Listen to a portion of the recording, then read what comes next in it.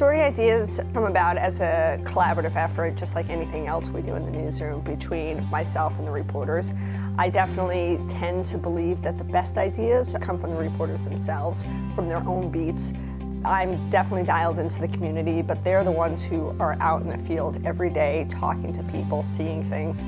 So a lot of times it's a combination of them coming to me with a story that they really want to look more in depth with, and me assigning them things that need to be covered. I was actually listening to this podcast by Michael Lewis called Against the Rules, which is about what he believes are referee figures under attack in America. When I was on my way to a story in Winchester, I'm kind of like, oh, like there might be something interesting here. Jake's piece was really looking more in depth at a dynamic I think that we've all experienced in our daily lives, which is that there's this increased polarization. You know, we're having very tense conversations with our relatives. His piece is just one facet about navigating that, and he was answering the question, well, in such a social climate, what is it like to be a referee or a town moderator whose job it is to be that neutral arbiter? It's really looking at an idea that everybody's experiencing in their daily lives and exploring it a bit more. After the story idea gets the go-ahead and approval, it's definitely full steam ahead. I really think that I always expect the story to go somewhere different than it does when I'm in the brainstorming phase. I had kind of other ideas of, I thought, you know, who interesting figures could be in this sort of neutral decider position,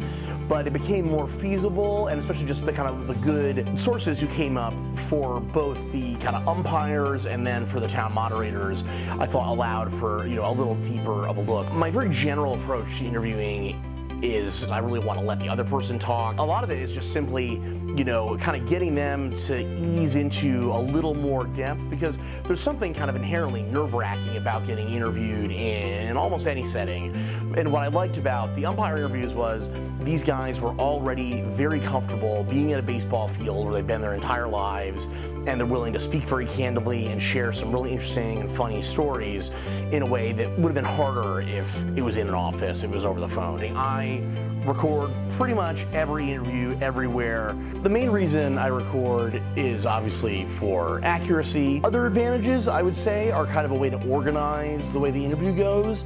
So the easiest way to do that is to take what we would call a time marker.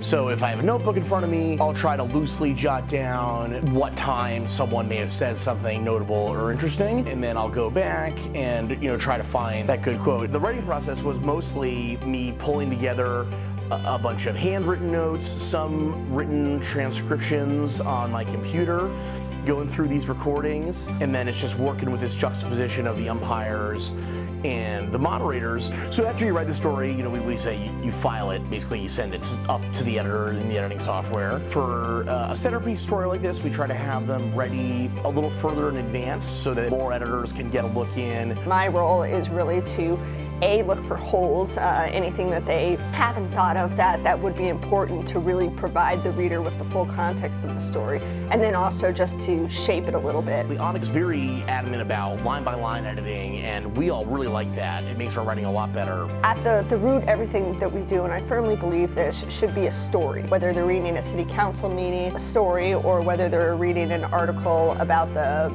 sort of development of the library, they want to be told a story. So a lot of times the line-by-line editing is me going through and trying to make it more of just a readable narrative for people. Accuracy is critical to the work that we do here as a news organization.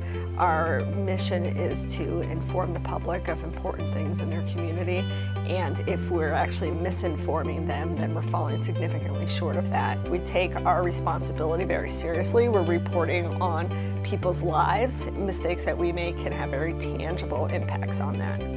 There's a variety of methods we use in an attempt to ensure accuracy. One way, it starts at the reporter level. I encourage them all to take their stories through a fact-checking method, which includes checking the spellings of people's names, all proper nouns, and all quotes and facts, etc. Definitely when I'm reading their stories, I take a final pass through before I sign off on the night. I'm really looking for anything that doesn't seem quite right, anything that at that point strikes me as unusual. I often then leave a note for them to check in the morning. Another thing that I really drill down into my reporters is sort of my mantra of assume nothing. In our daily lives, we make a lot of assumptions when we're talking to other people. We sort of fill in the gaps of what they're saying. We determine what it is they probably mean. I've found that in reporting that's really dangerous. So a lot of times you really want to stop and think for each individual fact, is this something that I can verify? Is this something that I have verified? And go from there.